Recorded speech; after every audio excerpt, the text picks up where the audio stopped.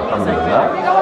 ভাইরা আমার আলোচনা করার আগে, শুরুর আগে আমরা আজকের এই মাহফিলের যে খরচ হয়েছে এ পর্যন্ত আপনারা জানেন যে 200-র উপরে ভলান্টিয়ার আছে, 400 ভলান্টিয়ার আছে। এই ভলান্টিয়াররা রাত দিন পরিশ্রম করে যাচ্ছে এবং প্যান্ডেল, লাইটিং, বিদ্যুৎ, তারপরে আলিমদের বক্তাদের সম্মানী সব মিলিয়ে যত খরচ আছে, এই খরচগুলো গ্রামের মানুষ তাদের খুব ক্ষুদ্র ক্ষুদ্র দান দিয়ে পরিপূর্ণভাবে ব্যয় করা সম্ভব না। আমরা আজকের এই মাহফিলে যারা এসেছি বিভিন্ন জায়গা থেকে, এমনকি এলাকার বা দূর দূরান্ত থেকে, আমরা সবাই মঞ্চে যারা আছি, মঞ্চের বাইরে যারা আছি, তারা সহ আমি নিজেও পকেটে হাত দিব, সবাই পকেটে হাত দিয়ে কিছু না কিছু ইনশাল্লাহ আমরা শরীর হবো। তো আমাদের ব্যাগ পার্টি আছে, ব্যাগ পার্টি ভিতরে ঢুকে যাও। যারা লাল ব্যাগ, টিয়া কালারের শার্ট যারা আছো তারা ভিতরে ঢুকে যাও, প্যান্ডেলের ভিতরে ঢুকে যাও। আমরা সবাই বিসমিল্লাহ বলে পকেটে হাত দিই, বিসমিল্লাহ। যার যতটুকু আছে সেখান থেকে আমরা সাধ্য অনুযায়ী দিই, ভাড়ার টাকা রেখে বাকি যেটুকু আছে সেটুকু থেকে যতটুকু তৌফিক আছে ততটুকু, 20, 50, 100 টাকা, কারো তৌফিক থাকলে 500, 1000 টাকা, একবার তৌফিক নেই তো 10 টাকার নোট থাকলে সেটাই দেন। সবাই হাত দেয় বিসমিল্লাহ পড়ে, এমনকি মিডিয়ার লোকজন যারা আছো তোমরাও সবাই হাত দাও করে ইনশাআল্লাহ বললে হবে না। দেখাও সবাই সময় হাত দেন ভাই, আপনি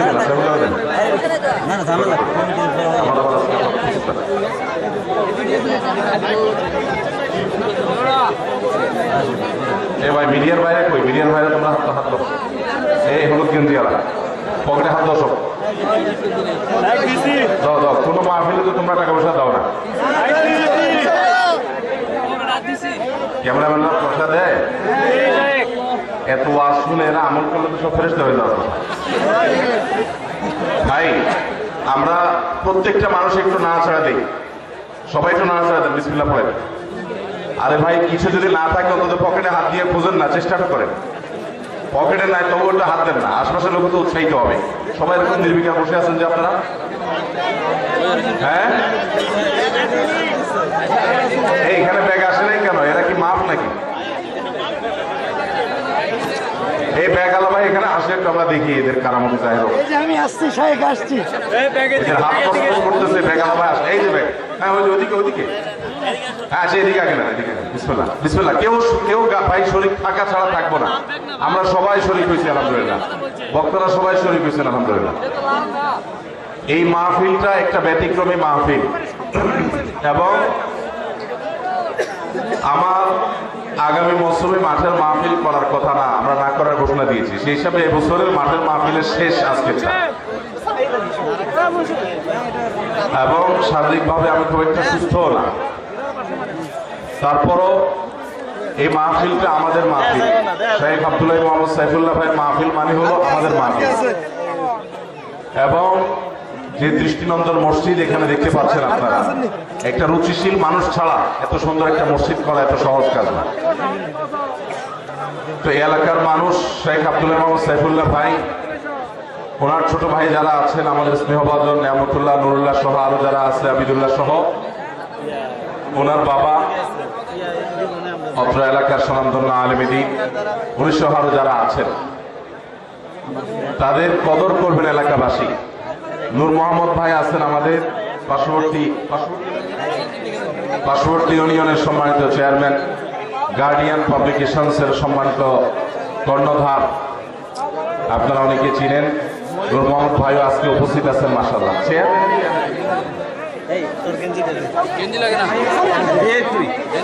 আচ্ছা উনি তাহলে তো চেয়ারম্যান, হ্যাঁ বড় ভাই চেয়ারম্যান না, ঠিক আছে এরকম চেয়ারম্যান তো দরকার মাশাআল্লাহ। জি ভাই সবাই শরীফ হয়েছে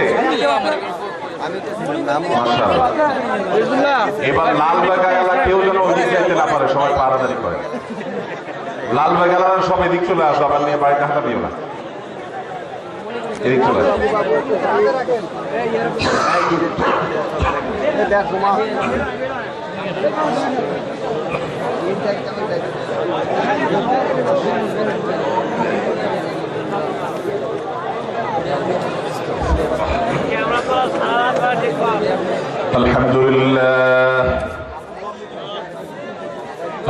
لله نحمده ونستعينه ونستغفره ونؤمن به ونتوكل عليه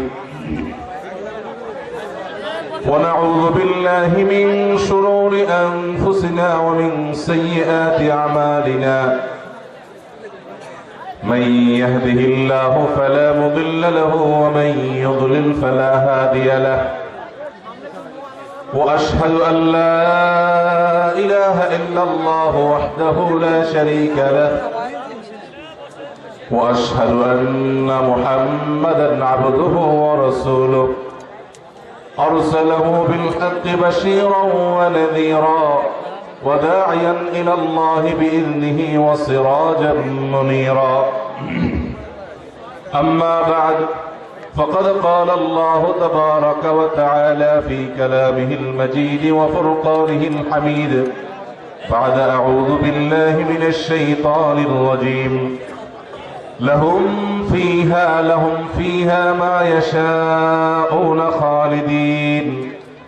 خالدين كان على ربك وعدا مسئولا وقال تبارك وتعالى وفيها ما تشتهيه الأنفس وتلذ الأعين وأنتم فيها خالدون وقال النبي صلى الله عليه وسلم إن الله عز وجل يقول في الحديث القدسي أعددت لعبادي الصالحين ما لا عين رأت ولا أذن سمعت ولا خطر على قلب بشر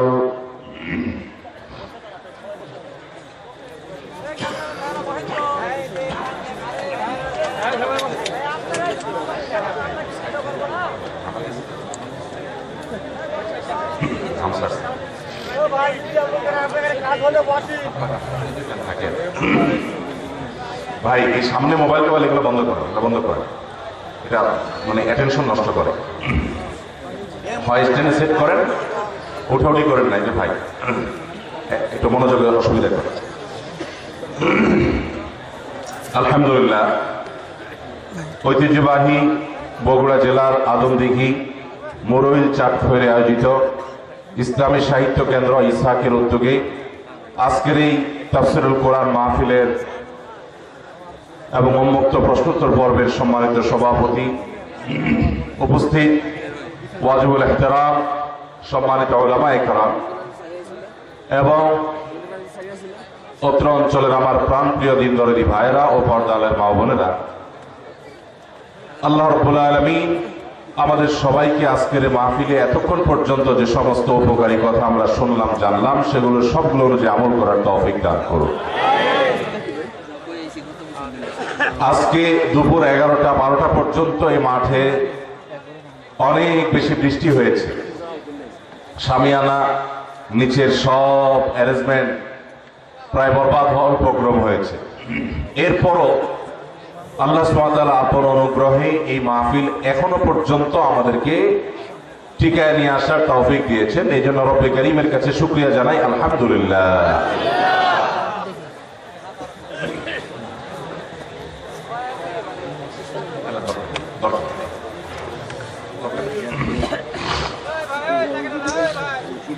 ভাইরা আমার, আমি একটা বিষয়ের উপরে কিছু কথা বলার পর ইনশাআল্লাহ আপনাদের করা বিভিন্ন প্রশ্নোত্তর, বিশেষ করে আজকের মাহফিলের প্রধান আয়োজক, সারা দেশে যিনি মাহফিল করে বেড়ান, আজকে নিজেই মাহফিলের আয়োজন করছেন শেখ আব্দুল্লাহ মোহাম্মদ সাইফুল্লাহ ভাই।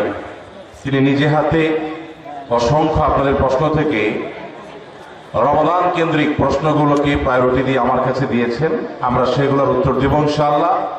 এরপর অন্য যেগুলো আছে সেগুলোর উত্তর আমরা দেব। আল্লাহ না করুন এর মধ্যে যদি ঝপঝপ করে বৃষ্টি শুরু হয়, তো যদি 2-4-5 জন মানুষও থাকে, আমি আমার প্রশ্নোত্তর শেষ করা ছাড়া উঠা বান্দা আমি না। যত উসফুস করুক সাইফুল্লাহের পাশ থেকে কোনো কাজ হবে না। প্রশ্ন যেগুলো নিয়ে বসছে এগুলো শেষ করা ছাড়া আমার উঠা হবে না। যেহেতু এটা আমার মাঠের শেষ মাহফিল, আপনারা কারা কারা শেষ মতো থাকবেন ইনশাআল্লাহ? সবাই থাকবেন?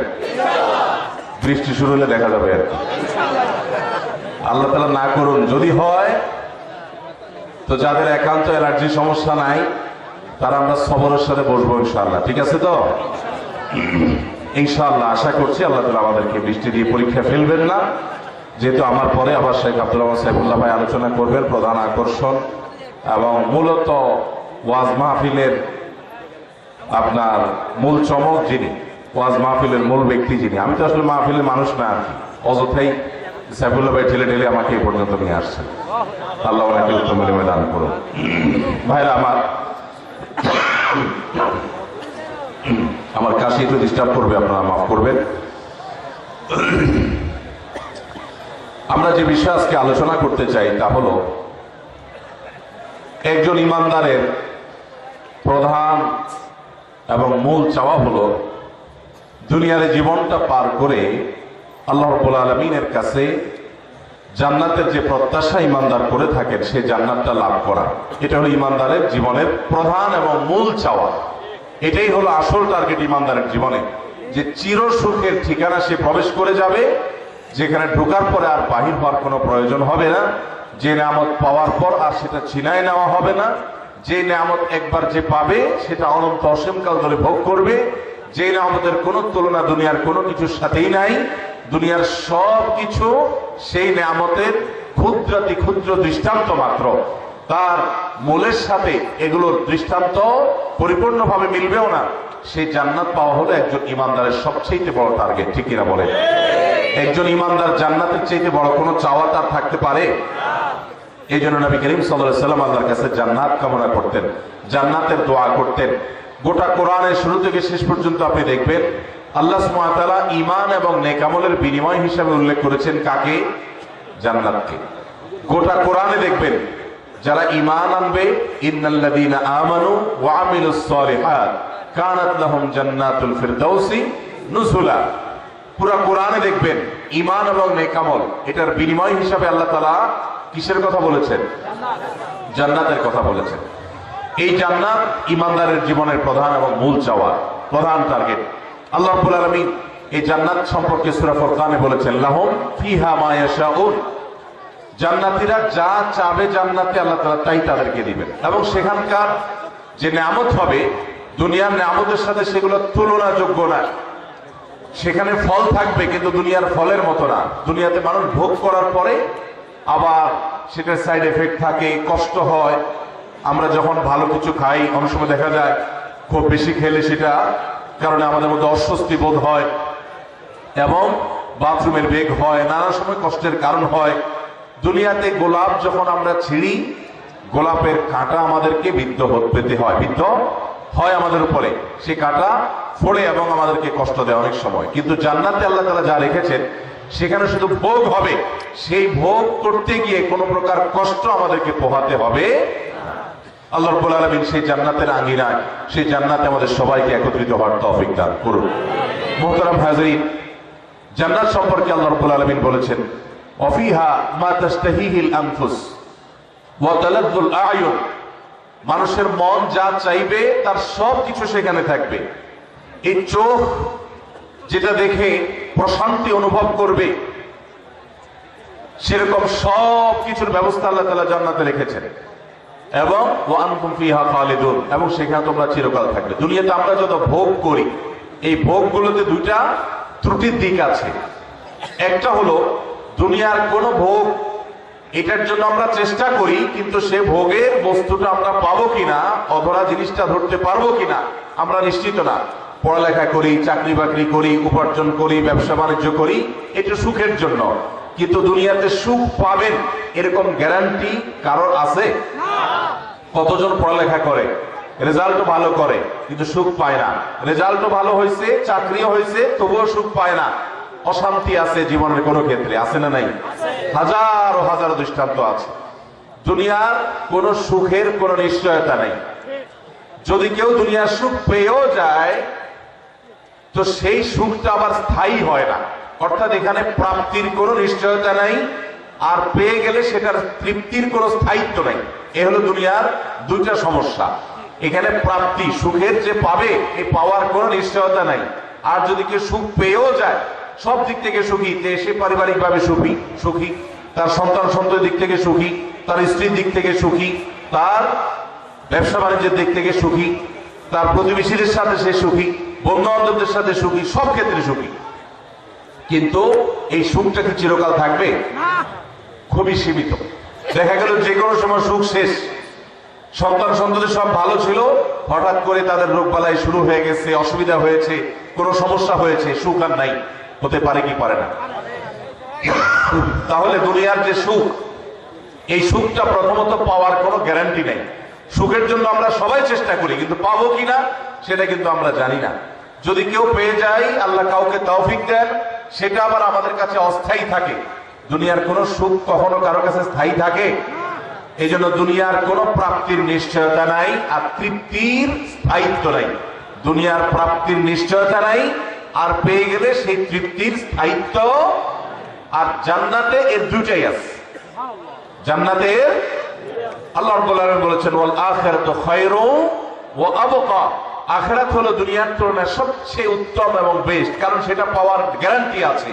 যদি কেউ ঈমান আর নেক আমল নিয়ে যায়, আল্লাহ রাব্বুল আলামিন তার জন্য জান্নাতের গ্যারান্টি দিয়েছেন, নিশ্চয়তা দিয়েছেন। তার জান্নাত মিস হওয়ার কোনো সুযোগ নেই। যদি সে ঈমান নেক আমল নিয়ে যেতে পারে, জান্নাতি হয়ে যেতে পারে।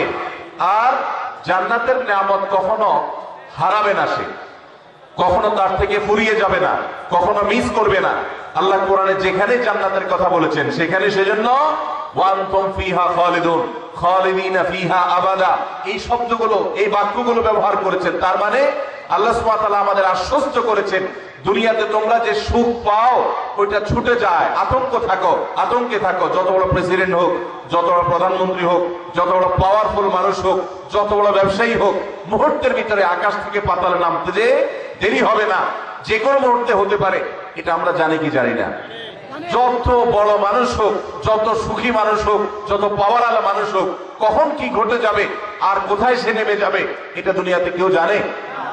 এই জন্য দুনিয়ার নিয়ামতটা আসলে 16 কলায় পূর্ণতা কখনো পেতে পারে না। কারণ যে নিয়ামত যে কোনো মুহূর্তে ছুটে যেতে পারে, এই আশঙ্কা আছে, এই আতঙ্ক আছে। সেই নিয়ামত কখনো পূর্ণাঙ্গ নিয়ামত, সেই ভোগ কখনো পরিপূর্ণ ভোগের বিষয় হতে পারে না। ভাইরা আমার, আল্লাহ সুবহানাহু ওয়া তাআলা সেজন্য জান্নাতের কথা যেখানেই বলেছেন, আল্লাহ তাআলা ওয়াদা করেছেন খালিদিনা ফিহি আবাদা, জান্নাতীরা সেখানে চিরকাল থাকবে, কখনো আর সেখান থেকে বের হবে না।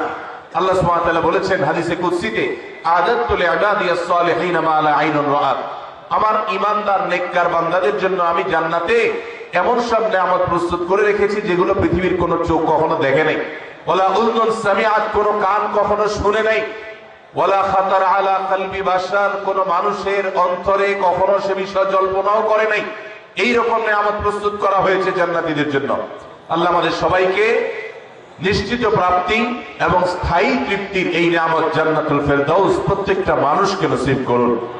আমাদের সবাইকে জান্নাতুল ফেরদাউসের আঙিনায় একত্রিত হওয়ার তৌফিক দান করুন। মুহতারাম হাজিরিন, সেই জান্নাত, যে জান্নাত সম্পর্কে আল্লাহ বলেছেন, ফামান যুহজিহা আনিন নারি ওয়া উদখিলাল জান্নাতা ফাকাদ ফাজ। দুনিয়াতে সফল মানুষ কে ভাই?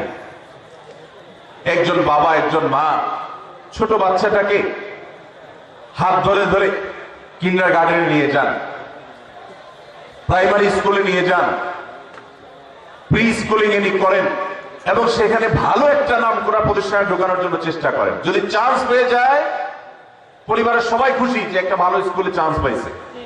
কিন্তু ভালো স্কুলে চান্স পাওয়া মানেই তার জীবনের, তার ক্যারিয়ারের সবকিছু ঠিক হয়ে গেল, সেট হয়ে গেল, নিশ্চিত প্রাপ্তি হয়ে গেল, এরকম কিছু না। কারণ ভালো প্রাইমারি স্কুলে চান্স পাইছে, কিন্তু দেখা গেল যে পরবর্তী পর্যায়ে ভালো শিক্ষা প্রতিষ্ঠানের চান্স নাও পাইতে পারে, ঠিক না ভাই? ঠিক। আবার চান্স পাইছে, ঠিক আছে, রেজাল্টটা সেরকম নাও হতে পারে, অন্য ছেলে মেয়েদের পালায় পড়ে নষ্ট হয়েও যেতে পারে, কত কিছু হতে পারে। তাহলে দুনিয়াতে মানুষ যা পায়, সে পাওয়াটা নিরঙ্কুশ সুখের কোনো কারণ কখনোই হতে পারে না। আতঙ্ক একটা থাকে যে স্কুলে তো চান্স পাবে, এখন রেজাল্টটা ভালো করবে কিনা। রেজাল্টটাও ভালো করেছে, তাহলে পরবর্তী ধাপের স্কুলে সে চান্স পাবে কিনা, এরপরে স্কুলে চান্স পেল, তাহলে সে ভালো কলেজে চান্স পাবে কিনা, ভালো কলেজে চান্স পেল, রেজাল্ট ভালো হবে কিনা, রেজাল্ট ভালো হলো, সে ইউনিভার্সিটি ভালো চান্স পাবে কিনা, ভালো ইউনিভার্সিটিতেও চান্স পেল, সেখানেও ফলাফল ভালো হলো, এরপরে চাকরিটা পাবে কিনা সেটাও পেল। চাকরি পেলে চাকরি জীবনে যে সুখী হবে এমন কোনো গ্যারান্টি আছে? কত কাহিনী হয়, কত মানুষ সেখানে গিয়ে তার কাঙ্ক্ষিত জায়গায় যেতে পারেন না, কাঙ্ক্ষিত চেয়ারে যেতে পারেন না, কত বাধা এসে দাঁড়ায়, প্রমোশন হয় না, নানা রকমের বিপত্তি হয়। তো দুনিয়াতে যত প্রাপ্তি হয় এরকম একটা একটা করে আপনি যদি দেখেন, প্রত্যেকটা প্রাপ্তির পেছনে এক অজানা আতঙ্ক মানুষকে তাড়িয়ে বেড়ায়। এই জন্য ভাইরা, দুনিয়া কোনো সুখের জায়গা না, কারণ এখানে পরিপূর্ণ সুখ কোনোদিনই কেউ ভোগ করা সম্ভব না, আল্লাহ সে ব্যবস্থা রাখেন নাই। আর জান্নাত হলো একজন মানুষের সুখের চূড়ান্ত ঠিকানা, যেখানকার সুখ একবার কেউ পেলে সেটা আর কখনো তার থেকে কেউ ছিনিয়ে নিতে পারবে ভাইরা আমার। সেই জান্নাত যেটা ইমানদারদের ঠিকানা, যেটা নেকামলকারীদের ঠিকানা, কোরআন এবং হাদিসের আলোকে আমরা কিছু হতভাগা মানুষের কথা জানি, যে মানুষগুলো হয়তো নামে মাত্র তাদের অনেকে মুসলমানও, হয়তো অনেকে নামাজ কালামও পড়ে, কিন্তু জান্নাতে তারা যেতে পারবে না। কারা সে হতভাগা মানুষ? যারা হয়তো তাদের অনেকে আছে মুসলিমই না, আবার অনেকে আছে যারা মুসলমান হওয়া সত্ত্বেও, নামে মুসলমান হওয়া সত্ত্বেও জান্নাতে প্রবেশ করতে পারবে না। জান্নাতে যাওয়ার পথে বাধাগুলো কি কি, আমরা আজ সেরকম 16টি বাধার কথা জানবো। কয়টি বাধা? 16টি বাধার কথা জানবো। 16 শ্রেণীর হতভাগা মানুষের কথা জানবো, যে হতভাগা মানুষগুলো জান্নাতে যেতে পারবে না, জান্নাতে যাওয়ার এই নিয়ামতের সৌভাগ্য লাভ থেকে তারা বঞ্চিত হবে। আল্লাহ রাব্বুল আলামিন সেরকম কপাল পড়া মানুষদের কাতারে যেন আমরা শামিল না হই, আমাদের সবাইকে সেই তৌফিক দান করুন। ভাইরা আমার, আমরা যে শ্রেণীগুলোর কথা বলবো, প্রত্যেকটা শ্রেণীর পাশাপাশি আমরা কোরআন বা হাদিস থেকে উদ্ধৃতি এবং রেফারেন্স ইনশাআল্লাহ টানবো। আপনাদের কাজ হলো, আমাদের সবার কাজ হলো, এই 16 প্রকার হতভাগা মানুষের কোন একটা প্রকার এর মধ্যে আমি নিজে আছি কিনা সেটা মেলানো। যদি দেখি যে আমার মধ্যে এটা আছে, তাহলে মাহফিলের প্যান্ডেলের মধ্যে বসে, প্যান্ডেলের নিচে বসে এই মাহফিলের মাঠে থেকেই আমি নিয়ত করে ফেলবো যে এই বদ অভ্যাসটা, এই খারাপ জিনিসটা আমি ত্যাগ করে ফেলবো। যেই 16টি খারাপ জিনিস, যেই 16টি অপরাধ জান্নাতে যাওয়ার ক্ষেত্রে বাধা, সে বাধাগুলো আমাদের জীবন থেকে আমাদের সরিয়ে ফেলার সংকল্প এখান থেকে করে তারপরে বাড়িতে যেতে হবে। তাহলে আজকে মাহফিলে আসা, বসা, আয়োজন করা সবকিছু সার্থক হবে ইনশাআল্লাহ। সবাই নিয়ত করবো তো ইনশাআল্লাহ। আল্লাহ আমাদের সবাইকে তৌফিক দান করুন। সর্বপ্রথম যে হতভাগা মানুষদের কথা বলতে চাই, যারা জান্নাতে যেতে পারবে না, তারা হলো যারা আল্লাহর প্রতি ঈমান আনে নাই, যারা মুসলমান হয় নাই, যারা ঈমান আনে নাই, আল্লাহর প্রতি যারা বিশ্বাস করে নাই, তারা আল্লাহর তৈরি জান্নাতে যাবে এটা কখনো আশা করা যায়? যদি আল্লাহকে কেউ বিশ্বাসই না করে, আল্লাহর একত্ববাদকে স্বীকারই না করে, শিরকে লিপ্ত হয়, সে মুসলমানই না হয়, তাহলে সে আল্লাহর জান্নাতের প্রত্যাশা কোত্থেকে করতে পারে? একজন মানুষ তিনি মুসলমান না, তিনি অমুসলিম, তার ব্যক্তি জীবনে অনেক ভালো কাজ থাকতে পারে, অনেক ভালো অর্জন থাকতে পারে, কিন্তু তার ভিতরে ঈমান নাই। এই লোকটা আল্লাহর কাছে জান্নাতের আশা কখনো করতে পারে? একজন মানুষ বাংলাদেশে মানুষের জন্য অনেক কাজ করেছেন, বাংলাদেশের উন্নয়নে অনেক ভূমিকা তার ছিল বা আছে, বাংলাদেশে অনেক কল্যাণকামিতা তিনি চান, তার অনেক ইন্ডাস্ট্রি কারখানা থেকে বহু দেশের উপকার হয়, দেশে মানুষের উপকার হয়, এরকম আরো বহু উপকারিতা তার দ্বারায় হয়, কিন্তু লোকটা বাংলাদেশের অস্তিত্বকে স্বীকার করে না, বাংলাদেশের অস্তিত্বকে স্বীকার করে না, বাংলাদেশের স্বাধীনতা, সার্বভৌমত্ব এগুলো স্বীকার করে না। সে যদি বাংলাদেশকে অস্বীকার করে, বাংলাদেশ রাষ্ট্রের বিরুদ্ধে বিদ্রোহ করে, তাহলে এই ব্যক্তিকে বাংলাদেশ রাষ্ট্র বা রাষ্ট্রের তরফ থেকে রাষ্ট্রীয় কর্তৃপক্ষ কখনো তাকে রাষ্ট্রের কোন সম্বর্ধনা, রাষ্ট্রের কোন বিশেষ সম্মাননা ওই ব্যক্তিকে কখনো দিবে? দেওয়ার কথা। যে রাষ্ট্রকেই স্বীকার করে না, রাষ্ট্র তাকে সম্বর্ধনা দেওয়ার কথা? তার হতে পারে অনেক অর্জন আছে, হতে পারে অনেক অবদান আছে, তার একটারও 2 পয়সার কোনো মূল্য থাকবে না যদি সে রাষ্ট্রটাকে কি করে, অস্বীকার করে। ঠিক একইভাবে যে আমার রবকে মানে না, যার আল্লাহর প্রতি ঈমানই নেই, বিশ্বাসই নেই, তার হাজারটা ভালো কাজ থাকতে পারে, আল্লাহ রাব্বুল আলামিনের কাছে সে কখনো জান্নাত প্রত্যাশা করতে পারে? যে আল্লাহকে স্বীকার করে না, সে আল্লাহর কাছে জান্নাত কিভাবে আশা করে? এই জন্য ভাইরা আমার, সহিহ মুসলিমের হাদিসে আসছে, নবী করিম সাল্লাল্লাহু আলাইহি ওয়াসাল্লাম বলেছেন, লা তাদখুলুল জান্নাতা হাত্তা তুমিনু, তোমরা ততক্ষণ পর্যন্ত জান্নাতে প্রবেশ করবে না যতক্ষণ পর্যন্ত তোমরা ঈমানদার হবে না। অর্থাৎ ঈমানদার না হলে জান্নাতে যাওয়ার কোনো সুযোগ। এই প্রথম শ্রেণীর মানুষ, তারা দুনিয়া থেকে যদি ঈমান ছাড়া যায়, তাহলে সেক্ষেত্রে চিরকাল তারা জান্নাতে নিষিদ্ধ থাকবে, অনন্ত অসীমকাল জাহান্নামে তারা থাকবে, জান্নাতে কখনোই আসতে পারবে না। আর বাকি 15 শ্রেণীর মানুষ যারা আছে, এরা এক সময় তাদের পাপ এবং অপরাধের প্রায়শ্চিত্ত করার পর, এর শাস্তি পাওয়ার পর আল্লাহ তাআলা চাইলে তাদেরকে জান্নাতে দিতে পারেন। এবং তাদের ঈমান যদি থাকে, কোনো না কোনো সময় তারা জান্নাতে যাবে, তাদের গুনাহগুলো মাফ হওয়ার পর অথবা শাস্তি হওয়ার পর, যেহেতু তারা ঈমানদার। এটাই হলো আহলুস সুন্নাহ ওয়াল জামাতের বিশ্বাস এবং আকীদা, যে মুরতাকিবে কাবীরা, কাবীরা গুনাহ করে দুনিয়া থেকে যদি কেউ জাহান্নামী হয়ে যায়, সে চিরকাল অনন্ত অসীমকাল জাহান্নামে থাকবে না, বরং সেখান থেকে এক সময় সে বের হয়ে আসবে। এটাই আহলুস সুন্নাহ ওয়াল জামাতের আকীদা। মুতাজিলা সহ কিছু ভ্রান্ত ফিরকার মানুষের বিশ্বাস হলো যে জাহান্নামে একবার যে যাবে সে চিরকাল সেখানে থাকবে। বিভিন্ন আয়াতের অপব্যাখ্যা তারা করে থাকে। যাই হোক, তাহলে প্রথম শ্রেণীর কথা আমরা জানলাম, যারা জান্নাতে নো এন্ট্রি, তাদের জান্নাতে প্রবেশের সুযোগ থাকবে না, তারা হলো যাদের আল্লাহর প্রতি ঈমান নাই, যারা মুসলমান না, যারা ঈমানদার না, তারা চিরকালের জন্য জান্নাতে নিষিদ্ধ থাকবে। 1 নাম্বার 2, দ্বিতীয় যে প্রকারের মানুষ জান্নাতে যেতে পারবে না, বা দ্বিতীয় যে বিষয়টি জান্নাতে যাওয়ার পথে বাধা, সেটি হলো আত্মীয়তার সম্পর্ক ছিন্ন করা। রক্ত সম্পর্কীয় আত্মীয়কে যদি কেউ স্থায়ীভাবে ছিন্ন করে, তাদের সাথে সম্পর্ক যদি একবারে কাট করে ফেলে, বুখারী মুসলিম এক যুগে বর্ণনা করেছেন, নবী করিম সাল্লাল্লাহু আলাইহি ওয়াসাল্লাম বলেছেন, লা ইয়াদখুলুল জান্নাতা কাতি', আত্মীয়তার সম্পর্ক ছিন্ন করে দেয় যে এই ব্যক্তি জান্নাতে প্রবেশ করবে না, সে জান্নাতে প্রবেশ করবে না। অতএব আত্মীয়তার সম্পর্ক যারা ছিন্ন করেছেন, তারা তওবা করতে হবে। আপনার ভাই, আপনার বোন, শত বাধা হতে পারে, শত ঝামেলা হতে পারে, শত গন্ডগোল হতে পারে, আপনার চাচা, আপনার ফুফু, আপনার মা বাপ, আপনার সন্তান সন্ততি, আপনার মামা, আপনার খালা, এরা সবাই আপনার রক্ত সম্পর্কীয় আত্মীয়। এদের সাথে আপনি স্থায়ী সম্পর্ক ছিন্ন করবেন, এই সুযোগ কিন্তু ইসলাম আপনাকে রাখে নাই। হ্যাঁ, যদি এমন হয় যে তাদের সাথে সম্পর্ক রাখতে গেলে আপনার জীবন হুমকির মধ্যে পড়ে, আপনি বিপর্যস্ত হন, আপনাকে তারা ক্ষতি করে, তো শুধু ক্ষতি থেকে বাঁচার জন্য আপনি দূরে আসেন, সেটা ভিন্ন বিষয়। কিন্তু সম্পর্ক যদি একেবারে স্থায়ীভাবে ছিন্ন করেন, বিশেষ করে দুনিয়াবি ঠুনকো অজুহাতে, ঠুনকো কারণে, কোনো কারণে মনোমালিন্য হয়েছে, আর চিরকালের জন্য সম্পর্ক ছিন্ন করে দিলেন, তো এটা হারাম।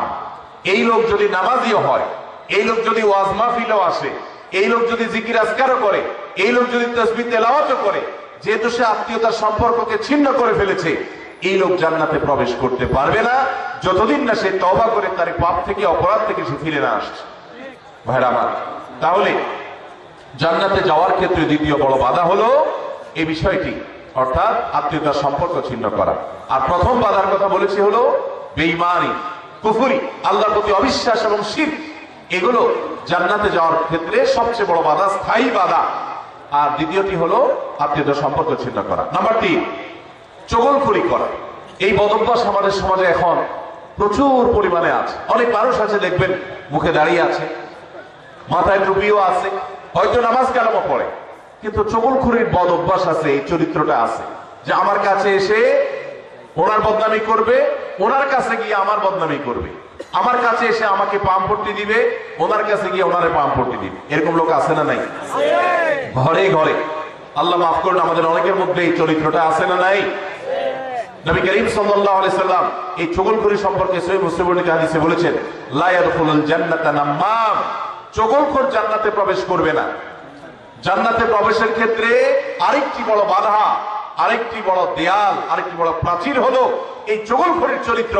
ভাইরা আমার, আসুন তওবা করি, চগলখড়ি করব না। কারণ ভালো কিছু পেলে সেটা তার পেছনে অন্যদের কাছে বলবো, আর মন্দ কিছু হলে তার সামনে বলবো। তার সামনে এসে একরকম, তার পেছনে গিয়ে আরেক রকম, সামনে এসে তার প্রশংসা, পেছনে গিয়ে তার দুর্নাম। এই দুশ্চরিত্র অনেক অনেক নেকামলকারী মানুষ, নামাজ কালাম বলা মানুষ, জিকির আজকার ওয়ালা মানুষ, অনেক ইসলামের কাজ করেনওয়ালা মানুষ, দাওয়াতের কাজ করেনওয়ালা মানুষ, তাদের মধ্যে এই বদভ্যাস, এই দুশ্চরিত্র, এই খারাপ জিনিস আছে। ভাইরা আমার, আমরা বেশিরভাগ মানুষ চুরি করি না, ডাকাতি করি না, মদ খাই না, মানুষ হত্যা করি না, জেনা করি না, খুন খারাপি করি না, ছিনতাই রাহাজানি করি না। বেশিরভাগ মানুষ এই মাহফিলে আমরা যারা আছি, আমার কথা যারা শুনছেন, বেশিরভাগ মানুষই এই মোটা মোটা বড় বড় অপরাধগুলো আমরা করি না। কিন্তু কিছু কিছু অপরাধ আছে যেগুলো আমরা যে করি, সেগুলো অপরাধ যে আমরা জানিও না, সে বিহিত নাই, সে চিন্তাও নাই, সে ভাবলেশও নাই, এবং সেগুলো যে গুনাহ, সে গুনাহগুলোকে গুনাহ মনে করছি না, শয়তান বুঝতেই দিচ্ছে না। তার মধ্যে একটা হলো এইটা, চগল করি। ঘরে ঘরে জনে জনে দেখবেন এই বদভ্যাস, যে সামনে একরকম পিছনে আরেক রকম, নেফাকি এবং কপটতা জনে জনে ভরে গেছে। আল্লাহ তাআলা আমাদের সবাইকে জান্নাতে যাওয়ার ক্ষেত্রে কত বড় বাধা, এই বাধাকে আল্লাহ তাআলা আমাদেরকে অতিক্রম করার তৌফিক দান করুন। এই বাধা অতিক্রম করার উপায় কি ভাই? উপায় হলো এখনই তওবা করবেন।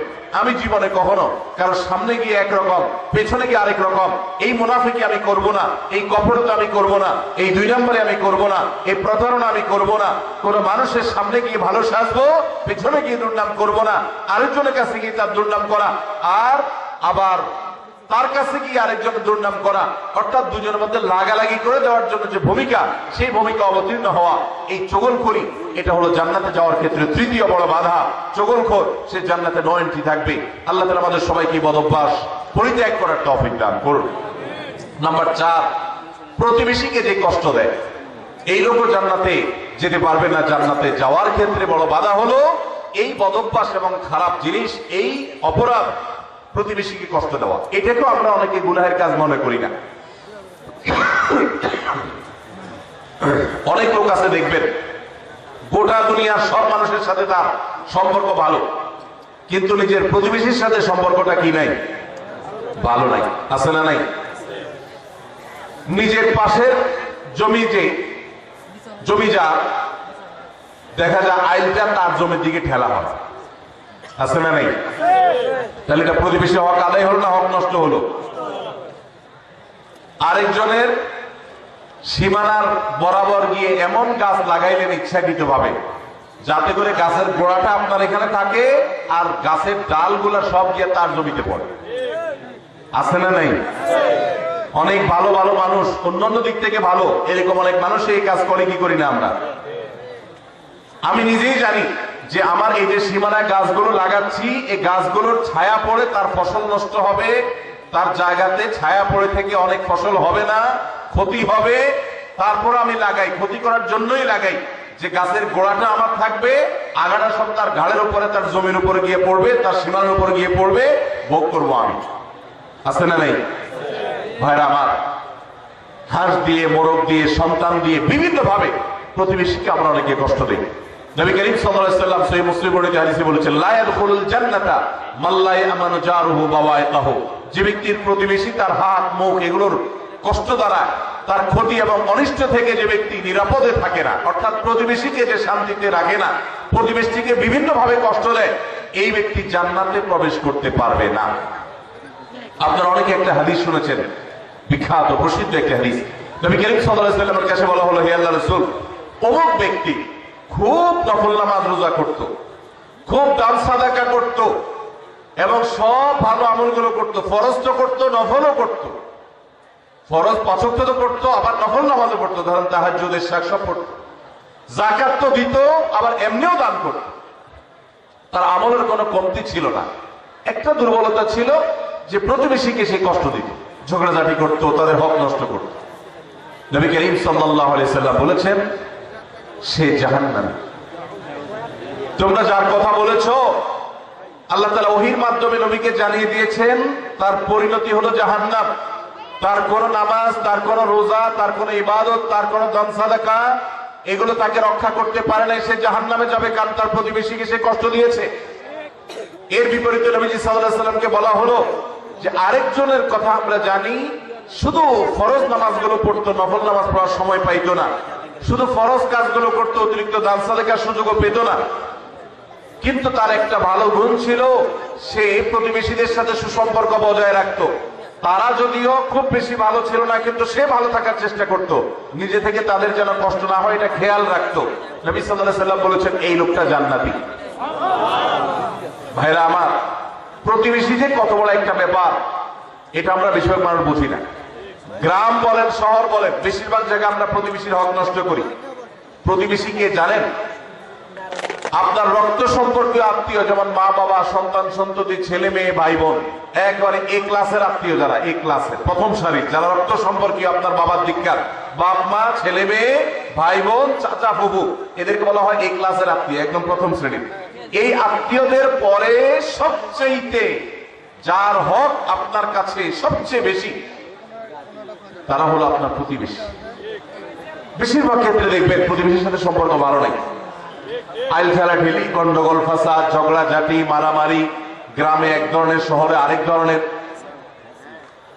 শহরে ধরেন ধুমধাড়াক্কা গানের ভলিউম দিয়ে আশপাশের প্রতিবেশীকে কষ্ট দিচ্ছেন, ময়লাটা বের করে আপনি আপনার দরজার সামনে রাখছেন, প্রতিবেশী বের হয়ে নাকে হাত দিতে হয়েছে, আপনার জুতাগুলো তার ফ্ল্যাটের সামনে চলে গেছে, তাকে আপনি কষ্ট দিচ্ছেন। আপনার বিল্ডিং এর পাশের জায়গাটা খালি আছে, ময়লাটা সেখানে ফেলতেছেন, আপনার বাচ্চাদেরকে দিয়ে তারে কষ্ট দিচ্ছেন। গ্রামে দেখা যায় হাঁস মুরগি দিয়ে প্রতিবেশীকে কষ্ট দিচ্ছেন, আপনার ছাগল গিয়ে তার জিনিসপত্র খেয়ে ফেলছে, আপনার বাচ্চারা গিয়ে তাকে ডিস্টার্ব করছে, আপনার গাছগুলো গিয়ে ছায়া হয়ে তার জায়গাতে ক্ষতি করছে, তার জায়গা বরাবর আপনি পুকুর কাটতেছেন যাতে করে ভেঙে আপনার এখানে পড়ে। এক কথায় নানাভাবে আমরা প্রতিবেশীকে ক্ষতিগ্রস্ত করছি।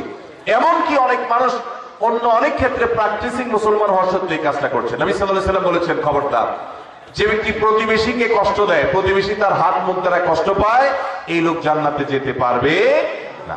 তাহলে 4 নম্বর আমরা পেলাম, জান্নাতে যাওয়ার ক্ষেত্রে বাধা হলো প্রতিবেশীকে কষ্ট দেওয়া।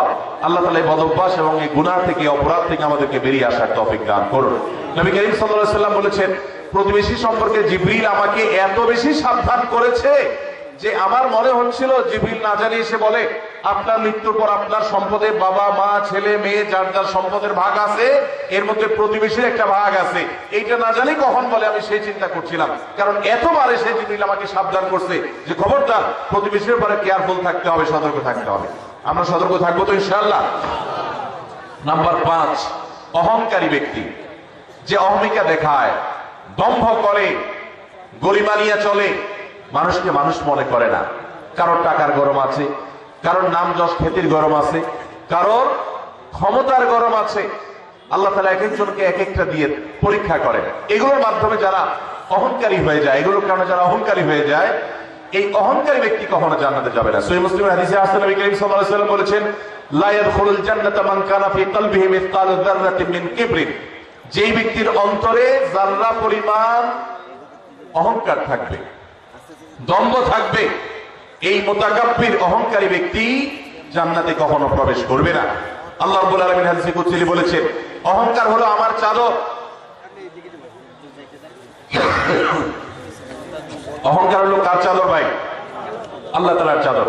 এই চাদর নিয়ে যদি কেউ টানাটানি করে, আল্লাহ রাব্বুল আলামিন তাকে ছিন্ন বিচ্ছিন্ন করে ছাড়বেন, তাকে আল্লাহ তাআলা কখনো জান্নাত দিবেন। এজন্য ভাইরা সবসময় বিনয়ী হয়ে থাকতে হবে। জান্নাতি লোকদের কিছু মার্কা আছে, এর ভিতরে একটা মার্কা হলো তারা বিনয়ী থাকবে, মাটির মানুষ হয়ে থাকবে, নিরীহ হয়ে থাকবে। তাদের উপরে সবাই চড়াও হতে চাইলেও তারা চড়াও হবে না, অর্থাৎ বিনম্র থাকবে। এটা জান্নাতি লোকদের মার্কা। এই জন্য ভাইরা বিনয়ী হতে হবে। 5 নম্বর, যারা জান্নাতে যেতে পারবে না, জান্নাতে যাওয়ার ক্ষেত্রে বাধা হলো অহংকার, সে অহংকারী মানুষ। 6 নম্বর হলো প্রতারক। 7 নম্বর হলো দান করে খোটা দেয় যে সে। আর 8 নম্বর হলো কৃপণ। আর এই তিনটি তিরমিজি বর্ণিত হাদিসে বর্ণিত হয়েছে। নবী করিম সাল্লাল্লাহু আলাইহি ওয়াসাল্লাম বলেছেন, লা ইয়াদখুলুল জান্নাতা খাব্বুন ওয়ালা মান্নানুন ওয়ালা বাখীল, যে ব্যক্তি কাউকে প্রতারণা করে, ধোঁকা দেয়। এখন আমাদের সমাজে মুসলমানদের মধ্যে ধোঁকা দেনওয়ালা মানুষের সংখ্যা কি কম না বেশি?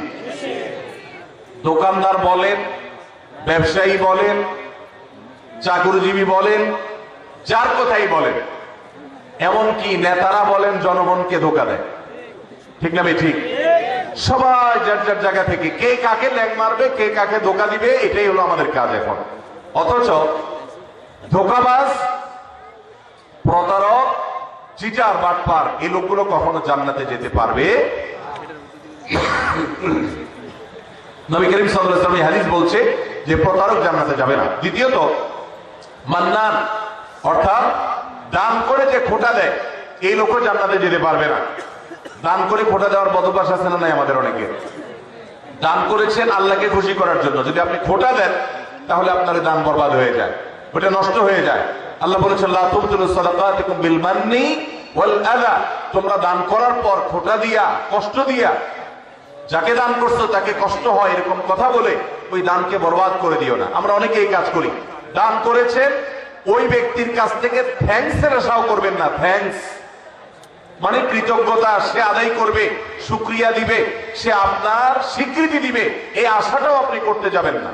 আল্লাহ কোরআনে কারীমে সূরা দারের মধ্যে জান্নাতি এবং নেককারদের বৈশিষ্ট্য বলতে গিয়ে বলেছেন ওয়ায়ুতঈমুনা আত-তাআমা আলা হুব্বিহি মিসকিনাও ওয়া ইয়াতীমান ওয়া আসীরা, জান্নাতি মানুষগুলো আবরার এবং নেককাররা হলো তারা আল্লাহর মহব্বতে মিসকিনকে, বন্দীকে, অন্যান্য অভাবী মানুষদেরকে তারা খাদ্য দেয় এবং বলে ইন্নামা নুতঈমুকুম লিওয়াজহিল্লাহ লা নুরিদু মিনকুম জাযাআও ওয়ালা শুকুরা, তারা বলে আমরা আল্লাহর জন্য তোমাদেরকে খাদ্য দিচ্ছি, তোমাদের কাছ থেকে এর কোনো ফিডব্যাক বিনিময় তো চাই না, এমনকি শুকরিয়া তোমরা যে আমাদেরকে থ্যাঙ্কস বলবা সেটা পর্যন্ত আমরা আশা করি না, দরকার নেই। আল্লাহর কাছে এইভাবে সওয়াবের আশা করা, বান্দার কাছে খোটা না দেওয়া। 7 নম্বর। 8 নম্বর হলো কৃপণতা, এটা জাহান্নামের যাওয়ার অন্যতম বড় মাধ্যম এবং জান্নাতে যাওয়ার ক্ষেত্রে বাধা হলো কৃপণতা। নবী করিম সাল্লাল্লাহু আলাইহি ওয়াসাল্লাম কৃপণ ছিলেন না, তার অনেক সম্পদ ছিল না, কিন্তু যা ছিল সেটা অকাতরে তিনি দান করতেন।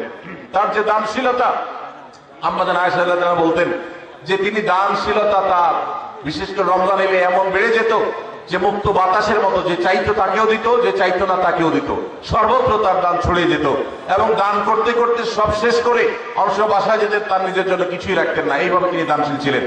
তো নবী সাল্লাল্লাহু আলাইহি ওয়াসাল্লাম কৃপণতা থেকে পানা চেয়েছেন। আমরা অনেকে কিন্তু কৃপণ, আল্লাহ অনেক সম্পদ দিয়েছে কিন্তু খরচ আমরা করতে চাই না। নবীজি পানা চাইছেন আল্লাহুম্মা ইন্নী আউযু বিকা মিনাল বুখলি ওয়াল জুবন, আল্লাহ আপনার কাছে কৃপণতা থেকে পানা চাই। ভাইরা আমার, তাহলে জান্নাতে যাওয়ার ক্ষেত্রে 8 নম্বর বাধা হলো কৃপণতা। কৃপণ সে জান্নাতে এন্ট্রান্সের সুযোগ পাবে না। 9 নম্বর, ঘুষ দাতা এবং ঘুষ গ্রহীতা। যে ঘুষ দেয় সে যদি একান্ত নিরুপায় হয়ে দেয়, এমন কাজ যে কাজ না হলে তার জীবন বাঁচে না, অনেক জটিল প্রয়োজন, এরকম প্রয়োজনে সে যদি ঘুষ দিতে বাধ্য হয়, ঘুষ দেওয়া ছাড়া তার কোনো উপায় না থাকে, তাহলে ওই ব্যক্তিকে মাযুর হিসেবে আল্লাহ তাআলা মাফ করবেন আশা করা যায়। কিন্তু সচরাচর আমরা দেখা যায় আজকাল যেসব ক্ষেত্রে ঘুষ দিয়ে সুবিধা নেই, ওটা না নিলে আমি যে মরে যাবো এরকম না, আমি ইচ্ছা করলে হারামটা নাও করতে পারি। আবার অনেক ক্ষেত্রে আমার বৈধ জিনিসটাকেই আমি অবৈধভাবে পাওয়ার জন্য আমি ঘুষ দিচ্ছি। তো এই যে ঘুষ দাতা, ঘুষ গ্রহীতা তো সর্বাবস্থায় অপরাধী, ঘুষ দাতাও সে অপরাধী হবে এইভাবে যদি ঘুষ দেয়। আপনি একটা জায়গায় কাজে যাবেন, সিরিয়াল দিয়া, সবাই সিরিয়ালে দাঁড়াইছে, আপনিও সিরিয়ালে দাঁড়াবেন, এটাই হলো নিয়ম। সবাই সিরিয়ালে দাঁড়াইছে, আপনি সিরিয়ালে দাঁড়াইতে চাচ্ছেন না, সেজন্য কি করলেন? ঘুষ দিলেন। ঘুষ দিয়া সবার আগে কাজটা করে নিয়ে আসলেন। এই যে ঘুষ দিল, এই ঘুষ দেওয়াটা সে, এটা কি সে বাধ্য হয়ে দিয়েছে?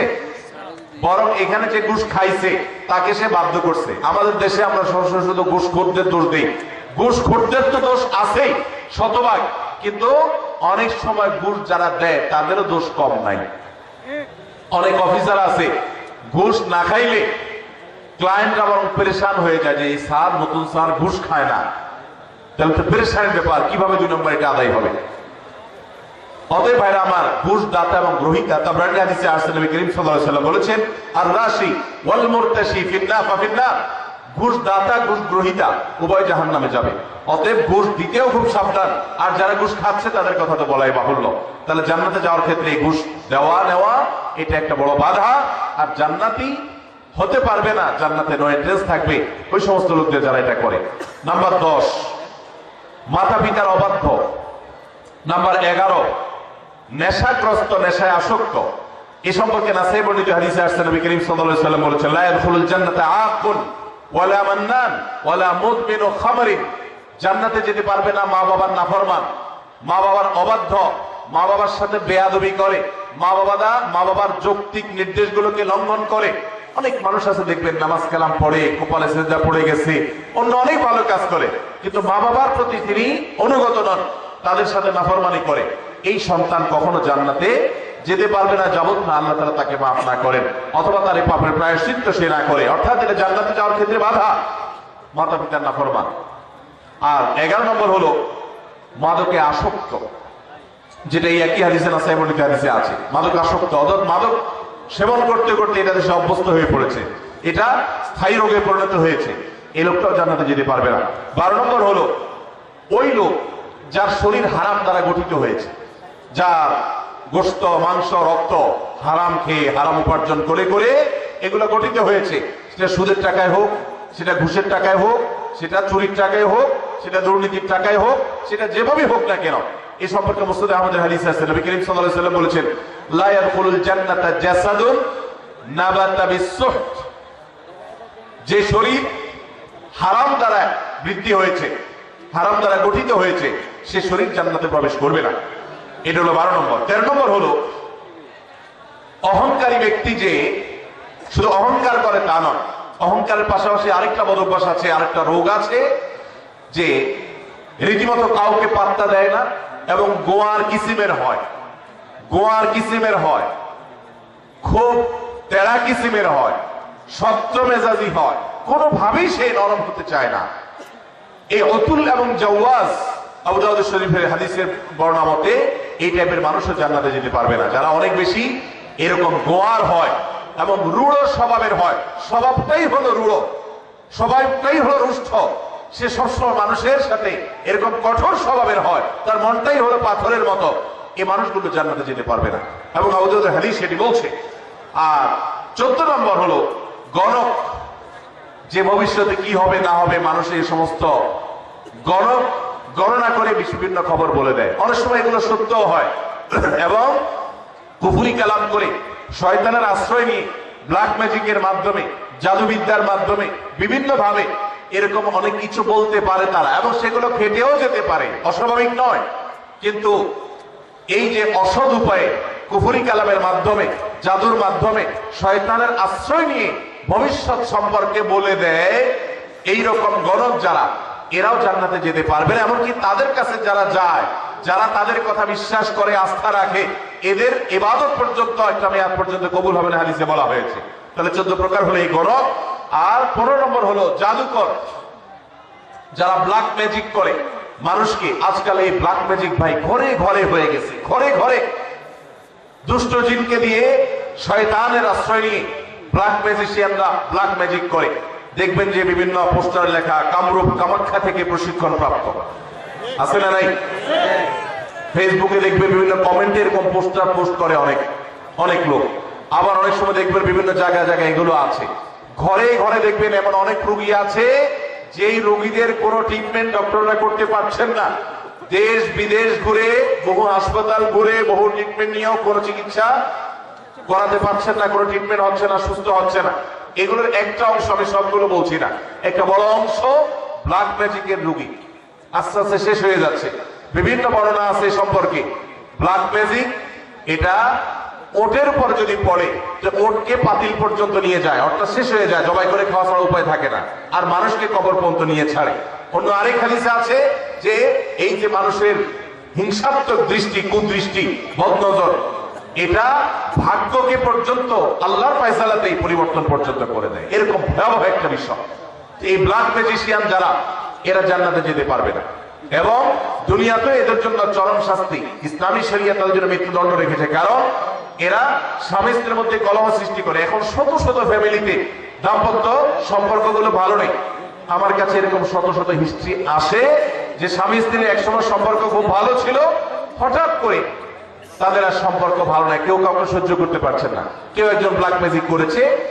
এবং দেখবেন বাসা বাড়িতে অনেক সময় দেখা যায় অস্বাভাবিক জায়গাতে তাবিজ কবজ পাওয়া যায়, আছে না নাই? এরকম কে বা কারা রাখছে, চুল কেটে নিয়ে যায়, জামা কাটা সেটা কেটে নিয়ে যায়, ব্ল্যাক ম্যাজিকের উপাদান এগুলো অনেক সময় হয়।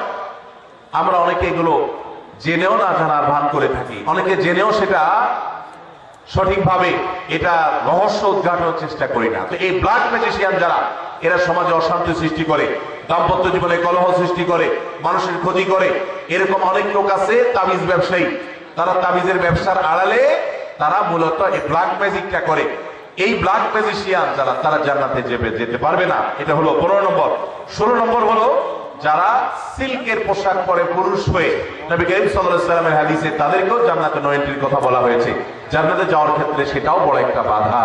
তাহলে 16 প্রকারের মানুষ পেলাম যারা জান্নাতে যেতে পারবে না বলে নবী করিম সাল্লাল্লাহু আলাইহি ওয়াসাল্লামের বিভিন্ন হাদিসে সাবধান করা হয়েছে, সতর্ক করা হয়েছে, কোরআনের বিভিন্ন আয়াতে সাবধান করা হয়েছে যে এই 16 প্রকারের মানুষ তারা জান্নাত যেতে পারবে না। শুধু 16 প্রকার নয়, এরকম আরো আছে, কোরআন হাদিস ঘাটলে পাওয়া যাবে। আমি 16 প্রকার শুধুমাত্র কোরআন এবং হাদিস থেকে আপনাদের জন্য উপস্থাপন করলাম যে এই মানুষগুলো জান্নাতে যেতে পারবে না। আমরা শুরুতে বলেছি ঈমানদারের সবচেয়ে বড় চাওয়া হলো, টার্গেট হলো জান্নাতে যাওয়া। সে জান্নাতেই যদি যেতে না পারি, তাহলে আমার আর এই দুনিয়াতে আমার কর্ম, আমার ঈমান, এগুলো আমাকে কি উপকার করলো? যদিও ঈমান থাকলে আপনি এই সমস্ত গুনাহগুলো লিপ্ত হওয়ার কারণে জাহান্নামে গেলেও একসময় আপনি জান্নাতে আসবেন, এটাই আহলে সুন্নাত ওয়াল জামাতের আকীদা, এটাই বিশুদ্ধ বিশ্বাস। কিন্তু তারপরেও জাহান্নাম তো এমন জায়গা যেখানে এক মুহূর্তের জন্য গিয়ে সহ্য করার কথা নয়। অতএব ঈমানদার প্রথম চান্সে জান্নাতে যেতে চাইবে। আর প্রথম চান্সে যদি জান্নাতে যেতে চান, জাহান্নামের কোন স্পর্শ ছাড়া যদি জান্নাতে যেতে চান, তাহলে এই 16 বদঅভ্যাস থেকে, 16টি অপরাধ থেকে নিজেকে বাঁচাবার চেষ্টা করতে হবে। আল্লাহ আমাদের সবাইকে সে তৌফিক দান করুন। আমি আবারও এক নজরে বলে দিচ্ছি। নাম্বার 1, যাদের মধ্যে ঈমান নাই, যারা কুফর বা শিরকে লিপ্ত, তারা জান্নাতে যেতে পারবে না। জান্নাতে যাওয়ার ক্ষেত্রে বড় বাধা হলো ঈমান না থাকা এবং কুফর শিরকে লিপ্ত থাকা। দ্বিতীয় সবচেয়ে বড় বাধা হলো আত্মীয়তার সম্পর্ক ছিন্ন করা। আত্মীয়তার সম্পর্ক ছিন্নকারী সে জান্নাতে যেতে পারবে না। তৃতীয় বড় বাধা হলো যারা চগলখড়ি বদঅভ্যাস আছে, এই রোগটা, এটা জান্নাতে যাওয়ার ক্ষেত্রে বাধা। চতুর্থ, প্রতিবেশীকে কষ্ট দেওয়ার রোগ যাদের আছে, এই রোগটা, এই বদঅভ্যাসটা জান্নাতে যাওয়ার ক্ষেত্রে বাধা। 5 নম্বর হলো অহংকার, দম্ভ, এগুলো গরিমা, এগুলো জান্নাতে যাওয়ার ক্ষেত্রে বাধা। 6 নম্বর হলো প্রতারণা করা, মানুষের সাথে মানুষকে ধোঁকা দেওয়া, সেটা ব্যবসায়ী হিসাবে হোক, কাস্টমার হিসাবে হোক, আপনার চাকরিজীবী হিসাবে হোক, যে কোনো দিক থেকে হোক, প্রতারক